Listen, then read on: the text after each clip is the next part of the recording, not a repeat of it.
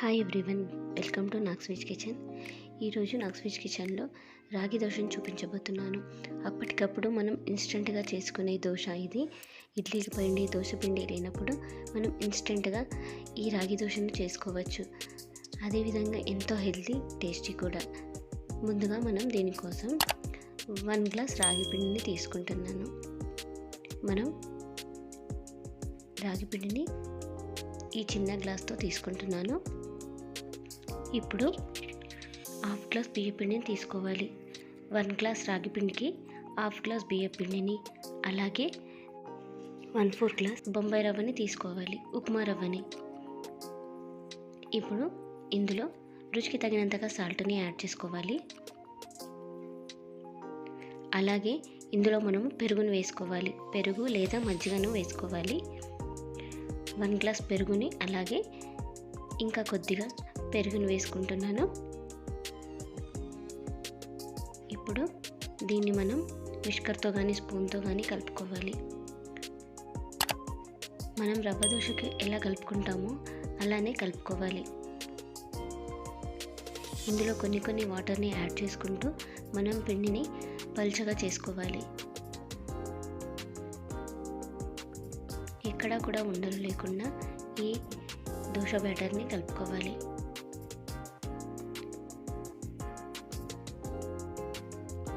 ఇలా కలుపుకున్న తర్వాత ఇందులో మనము సన్నగా చాప్ చేసుకున్న ఆనియన్స్ని, అలాగే కొత్తిమీరని, పచ్చిమిర్చి ముక్కలని వేసుకోవాలి.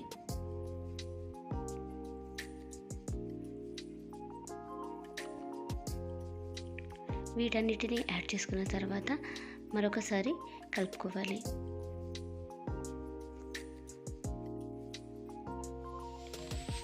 ఇలా కలుపుకున్న పిండిని మనం మూత పెట్టేసి ఒక 1/2 అవర్ పాటు పక్కన పెట్టేయాలి. ఒక 1/2 అవర్ తర్వాత మనం ఈ పిండిని మరొకసారి కలుపుకోవాలి. ఇప్పుడు పిండి అనేది కాస్త గట్టి పడుతుందండి.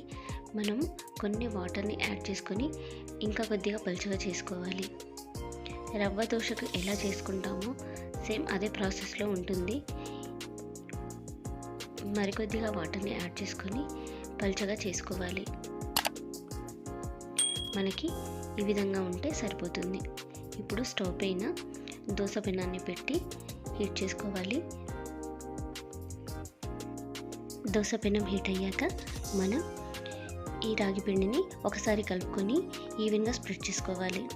మనం రవ్వ దోశకు ఎలా వేసుకుంటామో అలానే ఈ రాగి దోశను కూడా అలాగే ఈవెన్గా స్ప్రెడ్ చేసుకోవాలి. ఇప్పుడు దీనిపైన కాస్త ఆయిల్ని వేసుకోవాలి. ఆయిల్ని వేసుకున్న తర్వాత మంటను మనం మీడియం ఫ్లేమ్లో పెట్టేసి రాగి దోశను 2 వైపులా కూడా కాలనివ్వాలి. మనకు ఈ రాగి దోశ కూడా చాలా క్రిస్పీగా వస్తుంది. ఈ రాగి దోశ కాలడానికి కొద్దిగా టైం పడుతుంది. ఇప్పుడు మనకు ఒక సైడు అయింది కాబట్టి దీన్ని మరొక వైపుకు టర్న్ చేసుకొని తిప్పుకోవాలి. దీన్ని టర్న్ చేసుకున్న తర్వాత మరి కాస్త మనం ఈ దోశని ఈ పెనం పైన ఉంచాలి. ఒక 5 మినిట్స్ పాటు ఉంచితే మనకు రాగి దోశ అనేది పర్ఫెక్ట్గా వచ్చేస్తుంది. ఎంతో క్రిస్పీగా ఉండి ఈ రాగి దోశ అనేది రెడీ అయిపోయింది. ఇప్పుడు దీన్ని మనం ఒక ప్లేట్లోకి తీసుకోవచ్చు. అలాగే ఇంకో దోశను కూడా వేసుకొని ప్లేట్లోకి తీసుకోవాలి. అంతే, ఎంతో సింపుల్గా ఉండే ఈ రాగి దోశ హెల్త్కి కూడా చాలా మంచిది. ఈ రాగి దోశని కొబ్బరి చట్నీతో కానీ టమాటా చట్నీతో కానీ సర్వ్ చేసుకుంటే చాలా బాగుంటుంది. ఎప్పుడు ఒకే రకంగా కాకుండా ఇలా రాగి దోశను ట్రై చేయండి. హెల్త్కి కూడా చాలా మంచిది. నా వీడియో కనుక నచ్చినట్టయితే లైక్ చేయండి, షేర్ చేయండి, అలాగే సబ్స్క్రైబ్ చేసుకోవడం మర్చిపోకండి. Thank you.